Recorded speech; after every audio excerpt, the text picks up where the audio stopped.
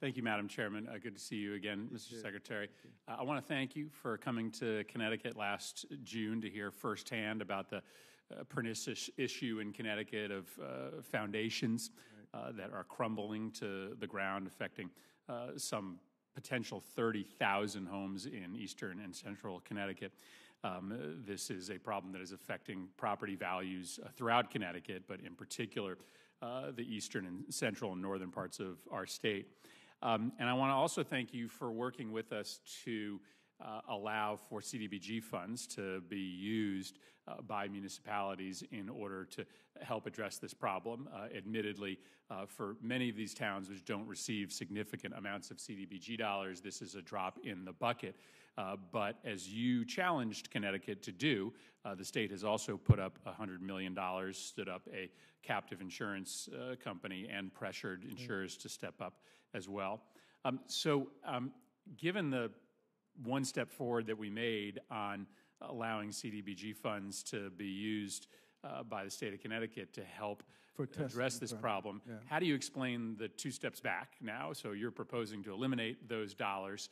How do we continue to work together if we don't have those CDBG dollars as a HUD financing vehicle to try to address this crisis issue in Connecticut? What do you suggest to someone who's seen these homes and heard the stories of these homeowners that we do together if we don't have CDBG dollars, as your budget proposes eliminating? Well, certainly my heart goes out to those people who, in many cases, have invested their life savings in their home to have this happen.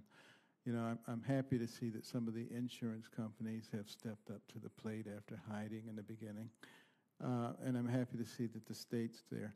I've talked to multiple people at the federal government level about what's happening with the pyrrhotite there. It is not something that we would traditionally do at HUD. I think you probably understand that. But we have, allowed the $1 million to be repurposed for the testing, and recently added another $480,000. And we will be willing to work with you in any way that we can, because it's a significant problem. As far as I'm concerned, it's a disaster, but not everybody agrees that that's the case.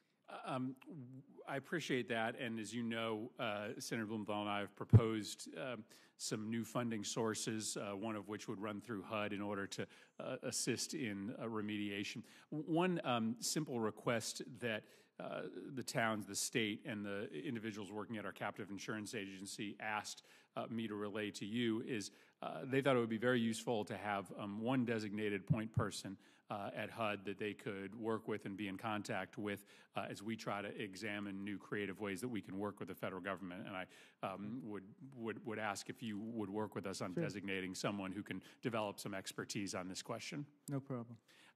Second and lastly, I wanted to add my voice to others who are very concerned about the pace of relief dollars to Puerto Rico. It was very concerning to many of those in Connecticut who have family and friends in Puerto Rico to hear these reports that the president had at a February 22nd meeting directed the slowdown of dollars to Puerto Rico, and I heard your answer before on that question, and I appreciate it.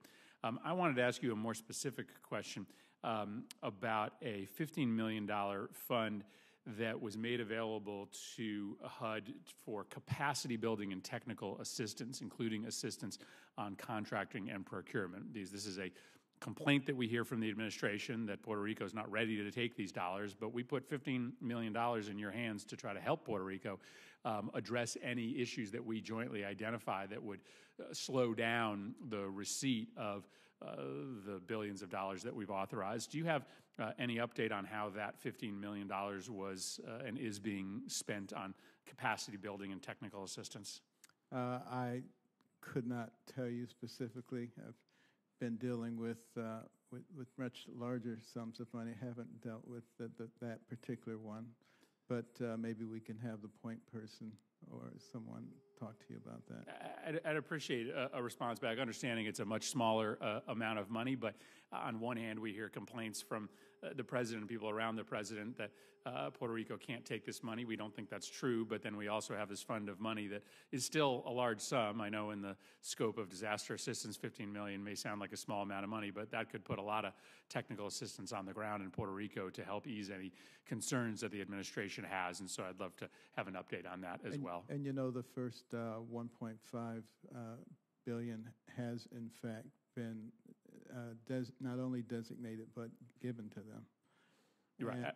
And that the unmet needs, the second tranche of 8.2, the agreement still needs to be signed, but the plan has been accepted. I appreciate it. Thank you for continuing to focus on this, and we appreciate any efforts to expedite that. This is an emergency. Thank you, Mr. Secretary.